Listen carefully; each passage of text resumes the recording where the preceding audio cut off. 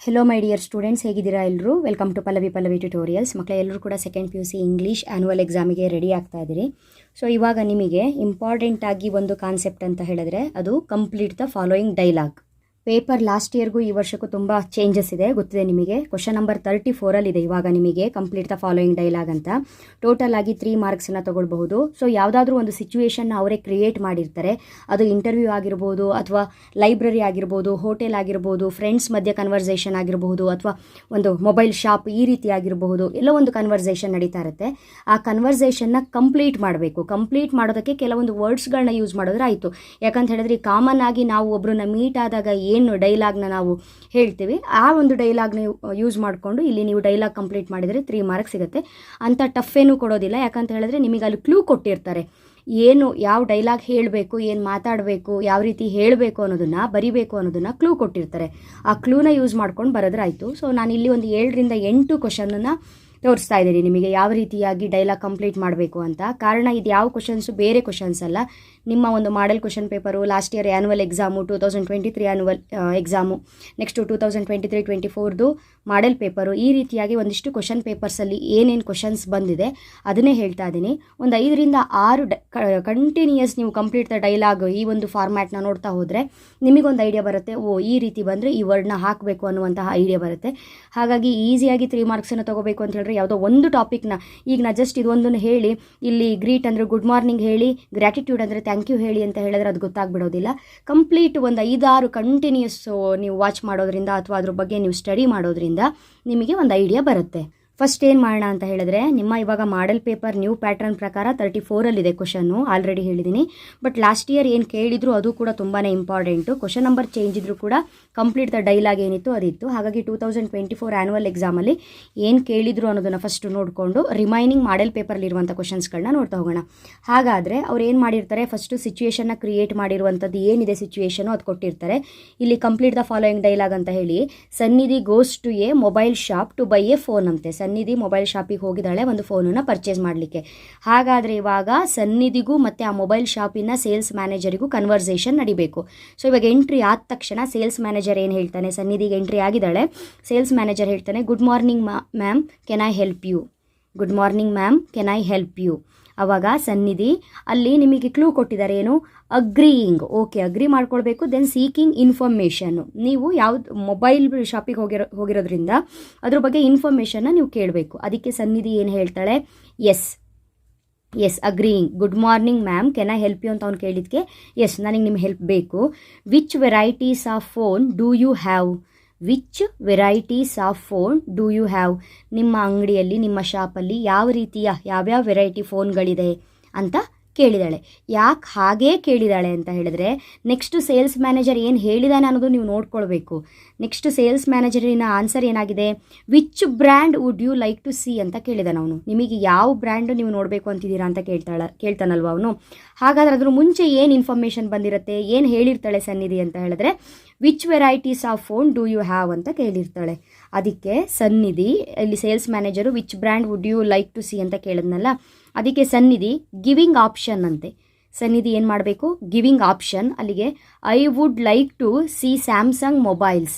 I would like to see Samsung mobiles. Sales manager ಏನು ಹೇಳ್ತಾನೆ, you can buy this new model ma'am, it's nice. You can buy this new model ma'am, it's nice ಅಂತ sales manager ಹೇಳಿದ್ದಾನೆ. Sannidhi dash ಕೊಟ್ಟಿದ್ದಾರೆ, agrees ಅಂತೆ. Agrees ಅಂತ ಹೇಳಿದ್ರೆ yes thank you, yes thank you. ಇಲ್ಲಿ ಏನಾಗ್ಬಿಡುತ್ತೆ ಅಂತ ಹೇಳಿದ್ರೆ, ಈ 3 ಡೈಲಾಗಲ್ಲಿ ನೀವು ಒಂದು ಡೈಲಾಗ್ ಬರೋದ್ರೂ ಕೂಡ 1 ಮಾರ್ಕ್ ಸಿಗುತ್ತೆ.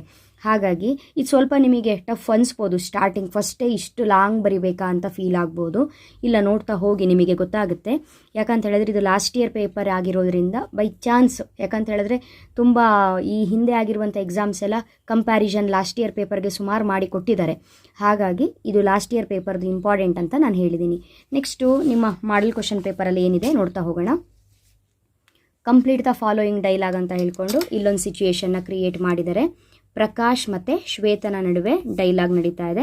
ಪ್ರಕಾಶ್ ಹಾಯ್ ಅಂತ ಹೇಳಿ ಡ್ಯಾಶ್ ಕೊಟ್ಟಿದ್ದಾರೆ. ಪ್ರಕಾಶ್ ಇವಾಗ ಹಾಯ್ ಹೇಳಿದ್ದಾನೆ.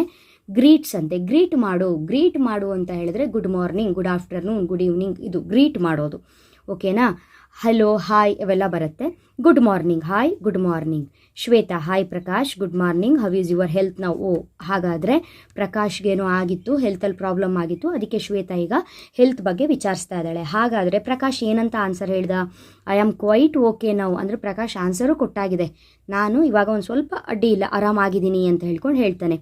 ಎಕ್ಸ್ಪ್ರೆಸಸ್ ಗ್ರ್ಯಾಟಿಟ್ಯೂಡ್ ಅಂತೆ, ಅಂದರೆ ಈಗ ಶ್ವೇತಾ ಪ್ರಕಾಶಿಗೆ ನೀ ಹೇಗಿದೆಯಾ, ನಿನ್ನ ಹೆಲ್ತ್ ಹೇಗಿದೆ ಅಂತ ಕೇಳಿದ್ದಕ್ಕೆ ನಾನೀಗ ಆರಾಮಾಗಿದ್ದೀನಿ, ನನಗೆ ನೀ ಕೇಳಿದೆ ಅಲ್ಲ, ಅದಕ್ಕೆ ಥ್ಯಾಂಕ್ ಯು ಅಂತ ಆದರೂ ಹೇಳಬೇಕಲ್ಲ ಅವ್ರು ನಮ್ಮ ಬಗ್ಗೆ ವಿಚಾರಿಸಿದ್ದಕ್ಕೆ. ಅದಕ್ಕೆ ಎಕ್ಸ್ಪ್ರೆಸಸ್ ಗ್ರ್ಯಾಟಿಟ್ಯೂಡ್, ಅದು ನೆನ್ಪಿಟ್ಕೊಳ್ಳಿ. ಗ್ರ್ಯಾಟಿಟ್ಯೂಡ್, ಎಕ್ಸ್ಪ್ರೆಸಸ್ ಗ್ರ್ಯಾಟಿಟ್ಯೂಡ್ ಅಂತ ಹೇಳಿದ್ರೆ ಥ್ಯಾಂಕ್ ಯು. ಓಕೆನಾ. ನೆಕ್ಸ್ಟು ಶ್ವೇತಾ ಅಂತ ಇದೆ, ಇಲ್ಲಿ ಅಗ್ರೀಸ್ ಅಂತ ಕೊಟ್ಟಿದ್ದಾರೆ. ಏನೋ ಅಗ್ರಿ ಆಗಬೇಕು, ಯಾವುದಕ್ಕೆ ಅಗ್ರಿ ಆಗಬೇಕು? ಹಾಗಾದರೆ ಮೇಲ್ಗಡೆ ಡೈಲಾಗ್ ಏನಿದೆ ನೋಡ್ಕೊಳ್ಳಿ.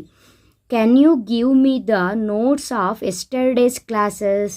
ಪ್ರಕಾಶ್ ಕೇಳ್ತಾ ಇದ್ದಾನೆ, ಅವನಿಗೆ ಆರಾಮಿರಲಿಲ್ಲ, ಅವ್ನ ಮನೇಲೇ ಇದ್ದ, ಹೋಗಿಲ್ವಲ್ಲ ಕ್ಲಾಸಿಗೆ, ಅದಕ್ಕಾಗಿ can you give me the notes of yesterday class, ನಿನ್ನೆ ಕ್ಲಾಸಿನ ನೋಟ್ಸ್ ನನಗೆ ಕೊಡ್ತೀಯಾ ಅಂತ ಕೇಳಿದ್ದಾನೆ. ಅದಕ್ಕೆ ಶ್ವೇತಾ ಅಗ್ರೀಸ್. ಈಗ ಪ್ರಕಾಶ್ ನಿಮ್ಮ ಫ್ರೆಂಡು ನಿಮ್ಮ ಹತ್ರ ಇವಾಗ ಕೇಳ್ದ, can you give me the notes of yesterday's classes? ಅದಕ್ಕೆ ನೀವು ಏನು ಹೇಳ್ತೀರಿ? Yes, okay, sure, take it ಹೇಳ್ತೀವಲ್ವಾ, ಅದಕ್ಕೆ ಶ್ಯೂರ್, ಟೇಕ್ ಇಟ್ ಅಂತ ಹೇಳಿರೋದು. ಇಲ್ಲ ಎಸ್, ಓಕೆ ನಡೆಯುತ್ತೆ. ಓಕೆನಾ, ಶ್ಯೂರ್, ಟೇಕ್ ಇಟ್.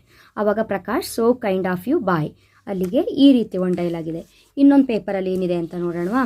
ಇಲ್ಲಿ ಇಂಟರ್ವ್ಯೂ ಒಂದು ಸಿಚುವೇಶನ್ನ ಕ್ರಿಯೇಟ್ ಮಾಡಿದ್ದಾರೆ. ಯಾವ ರೀತಿ ಇದೆ ನೋಡಿ. ಇದು last year model paper, but ಈ ಒಂದು ಸಿಚುವೇಶನ್ನು ಇಂಟರ್ವ್ಯೂ ಅನ್ನೋ ತುಂಬ ಇಂಪಾರ್ಟೆಂಟ್ ಆಗುತ್ತೆ. ತುಂಬ ಸಲ ಕೇಳ್ತಾ ಇದ್ದಾರೆ ಇಂಟರ್ವ್ಯೂ ಕಾನ್ಸೆಪ್ಟ್, ಕನ್ವರ್ಸೇಷನ್ನ ಕ್ಯಾಂಡಿಡೇಟು ಮತ್ತು ಇಂಟರ್ವ್ಯೂ ಆಫೀಸರ್ ಮಧ್ಯ. At an interview candidate dash. ಹಾಗಾದರೆ ಕ್ಯಾಂಡಿಡೇಟು ಇಂಟರ್ವ್ಯೂಗೆ ಹೋದಾಗ ಸ್ಟಾರ್ಟಿಂಗ್ ಅವ್ನ ಡೈಲಾಗ್ ಏನಿರುತ್ತೆ? Asking permission to enter the chamber. ಚೇಂಬರಿಗೆ ಎಂಟ್ರಿ ಆಗಬೇಕು. ಈಗ ಇಂಟರ್ವ್ಯೂಗೆ ಹೋಗ್ತಾ ಇದ್ದೀರಿ, ಅಲ್ಲಿ ಆಫೀಸರ್ಸ್ ಎಲ್ಲ ಕೂತ್ಕೊಂಡಿದ್ದಾರೆ, ಏನಂತ ಹೇಳ್ತೀರಿ? Excuse me sir, may I come in? ಅಥವಾ hello sir, may I come in? ಹೌದಾ? Good morning sir, may I come in ಹೇಳ್ತೀವಲ್ವಾ, ಹಾಗೆ excuse me sir, may I come in ಅಂತ ಕೇಳಬೇಕು. ಅವಾಗ ಆಫೀಸರ್ ಏನು ಹೇಳಿದ್ದಾರೆ? Yes, come in and please be seated. Officer ಬನ್ನಿ, ಒಳಗೆ ಬನ್ನಿ, ಕೂತ್ಕೊಳ್ಳಿ ಅಂತ ಹೇಳಿದ್ದಾರೆ. ಅದಕ್ಕೆ ಏನು ಹೇಳಬೇಕು ನೀವು? ಥ್ಯಾಂಕ್ ಯು ಹೇಳಬೇಕು. ಆಲ್ರೆಡಿ ಹೇಳಿಬಿಟ್ಟಿದ್ದೀರಿ, ಇಲ್ಲೇ ಕೊಟ್ಟುಬಿಟ್ಟಿದ್ದಾರೆ, ಥ್ಯಾಂಕ್ ಯು ಸರ್. ಅವಾಗ ಆಫೀಸರ್ ಕೇಳಿದ್ದಾರೆ, ಇಲ್ಲಿ ಕೊಟ್ಟಿದ್ದಾರೆ, ಕ್ಲೂ ಕೊಟ್ಟಿದ್ದಾರೆ, enquiring about his qualification. Officer ಕ್ಯಾಂಡಿಡೇಟಿನ ಕ್ವಾಲಿಫಿಕೇಷನ್ ಬಗ್ಗೆ ಎನ್ಕ್ವೈರಿ ಮಾಡ್ತಾ ಇದ್ದಾನೆ, ಆಯಿತಾ? ಅದು ಅವ್ರು ನಮಗೆ ಕೊಟ್ಟಿರೋ ಕ್ಲೂ. ಎನ್ಕ್ವೈರಿ ಮಾಡ್ತಿದ್ದಾರೆ ಅಂತ ಹೇಳಿದ್ರೆ ಆಫೀಸರು ಕ್ಯಾಂಡಿಡೇಟ್ ಹತ್ರ ಏನು ಕೇಳಿರ್ಬೋದು ಕ್ವಶನ್ನು? ಅವನ ಕ್ವಾಲಿಫಿಕೇಷನ್ ಬಗ್ಗೆ ಕೇಳಬೇಕಲ್ಲ. Yes, tell me about your qualification, tell me about your qualification, ಈ ರೀತಿ ಕ್ವಶನ್ ಕೇಳ್ತಾರೆ ಯಾರು? ಆಫೀಸರು. ಆವಾಗ ಕ್ಯಾಂಡಿಡೇಟ್ ಆನ್ಸರ್ ಕೊಟ್ಟಾಗಿದೆ, ಆನ್ಸರ್ನ ಕೊಟ್ಟಿರೋದು ಅವರೇ ಕೊಟ್ಟಿದ್ದಾರೆ. ಆಫೀಸರ್ ಏನು ಮಾಡಬೇಕು? ಅವನ ಒಂದು ಎಕ್ಸ್ಪೀರಿಯನ್ಸಲ್ಲೇ ಕೇಳಾದ್ರ ಮೇಲೆ ಆಫರಿಂಗ್ ಹಿಮ್ ದ ಜಾಬ್, ನೀವು ಇದೇ ಡೈಲಾಗ್ ಕೊಡಬೇಕು. ಆಫೀಸರು ಒಂದು ಡೈಲಾಗ್ ಹೇಳ್ತಾರಂತೆ, ಆ ಡೈಲಾಗ್ ಏನಾಗಿರ್ಬೇಕಂತೆ? ಅವನಿಗೆ ಜಾಬ್ ಆಫರ್ ಮಾಡಾಗಿರಬೇಕು. ಜಾಬ್ ಆಫರ್ ಮಾಡಿದ್ದೀವಿ, ಅವನಿಗೆ ಜಾಬ್ ಆಗಿದೆ, ಪ್ಲೇಸ್ಮೆಂಟ್ ಆಗಿದೆ ಅಂತ ಹೇಳಿದ್ರೆ ಆಫೀಸರ್ ಏನಂತ ಹೇಳಬೇಕು? ಅವನ ಒಂದು ಈ ಮೇಲ್ಗಡೆ ಲೈನ್ ಇದೆಯಲ್ಲ, I have completed MBA in marketing and 2 years of experience ಅಂತ ಏನಿದೆ, ಅದಕ್ಕೆ ಆಫೀಸರ್ ಹೇಳಬೇಕು, okay good, you have been selected for the post. ಆಯಿತಾ? ನಿಮಗೆ ಈ ಲೈನ್ ಬರೆಯೋ ಕಷ್ಟ ಆದರೆ okay good you are appointed ಅಂತ ಬರೀರಿ. Okay good you are appointed ಅಷ್ಟೇ. ಅಲ್ಲಿಗೆ ಈ ಡೈಲಾಗ್ ರೈಟಿಂಗ್ ಮುಗೀತು. ನೆಕ್ಸ್ಟು ಇನ್ನೊಂದಿದೆ, ಇದು ನಿಮ್ಮ ಮಾಡೆಲ್ ಪೇಪರ್, ಈ ವರ್ಷದ ಮಾಡೆಲ್ ಪೇಪರಲ್ಲಿ ಇರುವಂಥದ್ದು. 2 friends ಎಟ್ ದ ಕ್ಯಾಂಪಸಲ್ಲಿ ಇಬ್ಬರು ಫ್ರೆಂಡ್ಸ್ ನಿಂತ್ಕೊಂಡಿದ್ದಾರೆ, ಅವರು ಮಾತಾಡ್ತಾ ಇದ್ದಾರೆ. ಯಾವ ವಿಚಾರವಾಗಿ ಅನ್ನೋದನ್ನ ನೀವು ಡೈಲಾಗ್ ನೋಡ್ತಾ ಹೋಗಿ. Anaga, hello Jaswant, good morning, how are you? Anaga Jaswanti ಕೇಳ್ತಾ ಇದ್ದಾಳೆ, ಅದಕ್ಕೆ ಜಸ್ವಂತ್ ಹೇಳ್ತಾ ಇದ್ದಾನೆ ಗುಡ್ ಮಾರ್ನಿಂಗ್. ಯಾಕಂತ ಹೇಳಿದ್ರೆ ರೆಸ್ಪಾನ್ಸ್ ಟು ಗ್ರೀಟಿಂಗ್. ಅವಳೇನು ಕೇಳಿದಾಳೆ? Hello Jaswant, good morning, how are you? ನೀವು ತಿರುಗಿ ಏನು ಹೇಳಬೇಕು ಅದಕ್ಕೆ? ಗುಡ್ ಮಾರ್ನಿಂಗ್ ಹೇಳೋದಕ್ಕೆ ನೀವು ಮತ್ತೆ ಗುಡ್ ಮಾರ್ನಿಂಗ್ ಹೇಳಬೇಕಾ? Good morning, how are you ಕೇಳಿದಾಳೆ, ಅದಕ್ಕೋಸ್ಕರ ನಾವೇನು ಹೇಳಬೇಕು? I am fine. Good morning, I am fine, response to greeting. Next ಅವ್ರು ಗ್ರೀಟ್ ಮಾಡಿದ್ದಾರೆ. ಗ್ರೀಟ್ ಅಂದರೆ good morning how are you ಕೇಳೋದೆ ಅಲ್ವಾ? ಗ್ರೀಟ್ ಅಂದರೆ good morning how are you ಆ ರೀತಿ ಕೇಳ್ತಾರೆ. ಆ ಗ್ರೀಟಿಂಗಿಗೆ ರೆಸ್ಪಾಂಡ್ ಮಾಡೋದೇನು?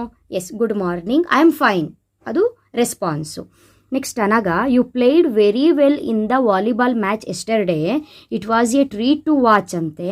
ಅದಕ್ಕೆ ಜಸ್ವಂತ್ ಏನು ಹೇಳಿದ್ದಾನೆ? Thanks for the compliment. ಅಲ್ಲಿ ಅವಳು ಚೆನ್ನಾಗಿ ಆಡಿದ್ಯಾ ನೀನು ವಾಲಿಬಾಲ್ ಮ್ಯಾಚು ನಿನ್ನೆ ಅಂತ ಹೇಳಿದಾಳೆ, ಅದಕ್ಕೆ ಥ್ಯಾಂಕ್ಸ್ ಫಾರ್ ದ ಕಾಂಪ್ಲಿಮೆಂಟ್, ನಿನ್ನ ಕಾಂಪ್ಲಿಮೆಂಟಿಗೆ ಖುಷಿ ಆಯಿತು ಅಂತ ಹೇಳ್ದ ಜಸ್ವಂತ್.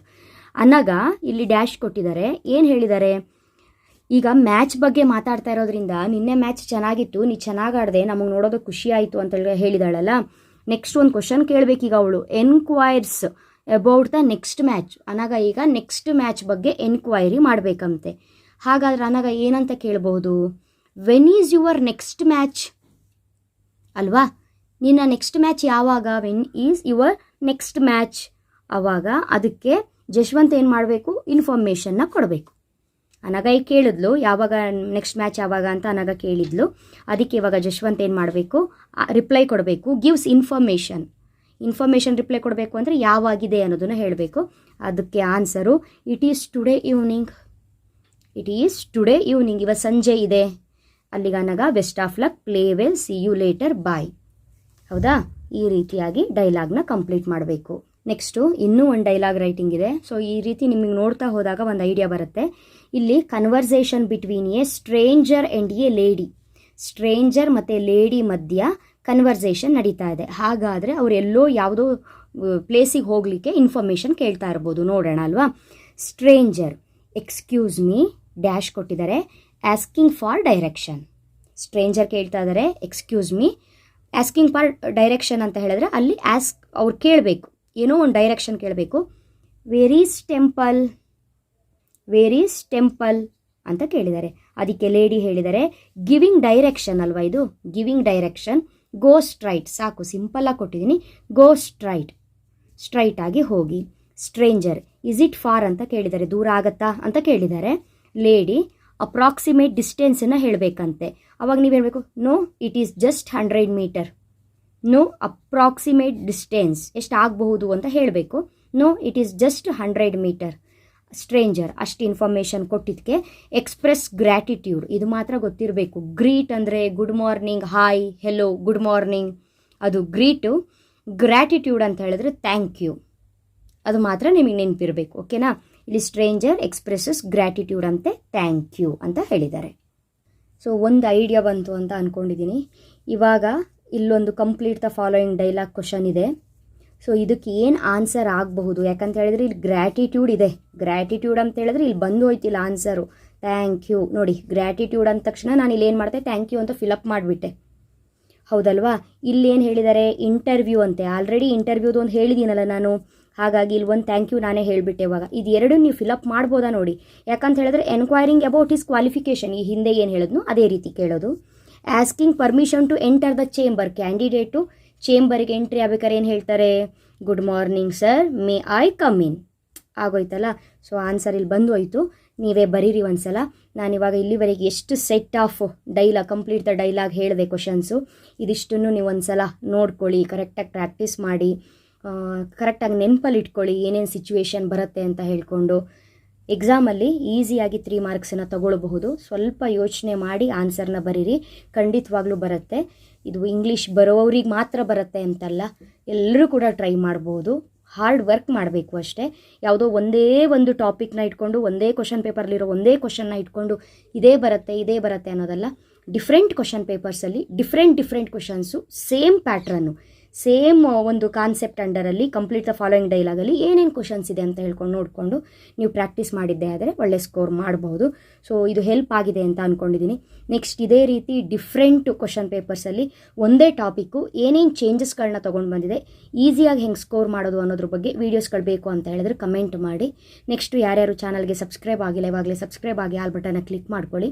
ನಿಮ್ಮ ಎಜುಕೇಷನ್ ರಿಲೇಟೆಡ್ ವೀಡಿಯೋಸು ನಿಮಗೆ ಹೆಲ್ಪ್ ಆಗೋ ರೀತಿ ಬಂದಿದೆ, ನಿಮಗೆ ಇಷ್ಟ ಆಗುತ್ತೆ ಅನ್ನೋದಾದರೆ ಸಬ್ಸ್ಕ್ರೈಬ್ ಮಾಡಿಕೊಂಡು ಆಲ್ ಬಟನ್ನ ಕ್ಲಿಕ್ ಮಾಡ್ಕೊಳ್ಳಿ. ವೀಡಿಯೋಸ್ಗಳನ್ನ ಆದಷ್ಟು ಶೇರ್ ಮಾಡಿ. ನೆಕ್ಸ್ಟು ನಿಮಗೆ ಇಂಗ್ಲೀಷಿಗೆ ಸಂಬಂಧಪಟ್ಟಾಗೆ ಸಮ್ಮರಿ ತುಂಬ ಕಷ್ಟ ಆಗುತ್ತೆ ನಿಮಗೆ, ಅಂದರೆ ಯೂಟ್ಯೂಬ್ ಮೇಲೆ ಡಿಪೆಂಡ್ ಆದವರಿಗೆ ಓದ್ಕೊಳ್ಳೋಕ್ಕೆ ತುಂಬ ಕಷ್ಟ ಆಗುತ್ತೆ. ಹಾಗಾಗಿ ನಿಮಗೆ ಸಿಂಪಲ್ ಇಂಗ್ಲೀಷಲ್ಲಿ ಒಂದಿಷ್ಟು ಕೀ ಪಾಯಿಂಟ್ಸ್ಗಳನ್ನ ನಾನು ಕೊಡ್ತಾ ಇದ್ದೀನಿ ಸಮ್ಮರಿಗೆ. ಆ ಕೀ ಪಾಯಿಂಟ್ಸ್ಗಳಿಂದ ಔಟ್ ಮಾರ್ಕ್ಸ್ ಸಿಗುತ್ತೆ ಅನ್ನೋದಕ್ಕಿಂತನೂ ನೀವು ಆ ಕ್ವಶನನ್ನು ಬಿಟ್ಟು ಬರೋದಕ್ಕೆ ಅವಕಾಶ ಇರಲ್ಲ. ಸಮಥಿಂಗ್ ಅಲ್ಲಿ ಬರೀತೀರಿ, ಅದಲ್ಲಿ ಕನೆಕ್ಟ್ ಆಗುತ್ತೆ, ನಿಮಗೊಂದು ಒಳ್ಳೆ ಮಾರ್ಕ್ಸ್ ಅಂತೂ ಖಂಡಿತವಾಗ್ಲೂ ಸಿಗುತ್ತೆ. ಔಟ್ಗಿಂತನೂ ಒಳ್ಳೆ ಮಾರ್ಕ್ಸ್ ಅಂತೂ ಖಂಡಿತವಾಗ್ಲೂ ಸಿಗುತ್ತೆ. ಸೊ ಟ್ರಸ್ಟ್ ಮಾಡಿ, ಆ ಪಾಯಿಂಟ್ಸ್ಗಳನ್ನ ಕಲ್ತ್ಕೊಂಡು ಹೋಗಿ. ನಾನು ಯಾವ ಸಮ್ಮರಿ ಬಗ್ಗೆ ಬಗ್ಗೆ ಕೊಡ್ತಾ ಇದ್ದೀನಿ ಪಾಯಿಂಟ್ಸು. ಕರೆಕ್ಟಾಗಿ ಕ್ವೆಶನನ್ನು ಐಡೆಂಟಿಫೈ ಮಾಡಿ ಅದಕ್ಕೆ ನೀವು ಆ ಕೀ ಪಾಯಿಂಟ್ಸ್ಗಳನ್ನ ಬರೆದಿಟ್ಟು ಬನ್ನಿ.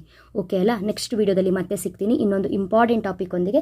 ನಾನು ಒಟ್ಟೊಟ್ಟಿಗೆ ಸಮ್ಮರಿ ಒಂದು ಕಂಪ್ಲೀಟ್ ಮುಗಿಸೋಣ ಅಂತ ಹೇಳಿದರೆ ಮಧ್ಯದಲ್ಲಿ ನಿಮಗೆ ಕೆಲವೊಂದು ಟಾಪಿಕ್ಗಳು ಮಿಸ್ ಆಗಿಬಿಡುತ್ತೆ, ಹೇಳಲಿಕ್ಕಾಗಲ್ಲ, ನಾಡಿದ್ದೆ ಎಕ್ಸಾಮ್ ಇರೋದ್ರಿಂದ. ಸೊ ಅಲ್ಲಿಗೆ ಇವಾಗ ನಾನು 3 ಟಾಪಿಕ್ ಕೊಟ್ಟೆ, ನಿಮಗೆ 2 ಸಮ್ಮರಿ ಕೊಟ್ಟೆ, ಹಾಗೆ ಒಂದು ಕಂಪ್ಲೀಟ್ ದ ಡೈಲಾಗ್ ಕೊಟ್ಟೆ. ನೆಕ್ಸ್ಟ್ ನಿಮಗೆ ಒಂದು ಲೆಟರ್ ಕೊಡ್ತೀನಿ ನಾನು. ಲೆಟರ್ ಅಂದರೆ ಡೈರೆಕ್ಟ್ ಲೆಟರ್ ಕೊಡಲ್ಲ, ಒಂದು ಫಾರ್ಮ್ಯಾಟ್ ಕೊಟ್ಬಿಡ್ತೀನಿ. ನೀವು ಆ ಫಾರ್ಮ್ಯಾಟ್ ಕಲ್ತ್ಕೊಂಡಿದ್ದೆ ಆದರೆ ಯಾವ ರೀತಿ ಲೆಟರ್ ಕೊಟ್ಟರು ಕೂಡ ಅಲ್ಲಿ ನೀವು ಫಿಲಪ್ ಮಾಡ್ಕೊಂಡು ಹೋದರೆ ಆರಾಮಾಗಿ 5 ಮಾರ್ಕ್ಸ್ನ ತೊಗೊಳ್ಬಹುದು. ಆ ರೀತಿ ಯಾವ ರೀತಿಯಾಗಿ ಅದು ಫಾರ್ಮ್ಯಾಟ್ ಬರುತ್ತೆ, ಏನು ಇನ್ಫಾರ್ಮೇಷನ್ ಎಲ್ಲ ನೆಕ್ಸ್ಟ್ ವೀಡಿಯೋದಲ್ಲಿ ಕೊಡ್ತೀನಿ. ಅಲ್ಲಿವರೆಗೂ ಚೆನ್ನಾಗಿ ಓದ್ಕೊಳ್ಳಿ ಮಕ್ಕಳೇ. All the best. Thank you.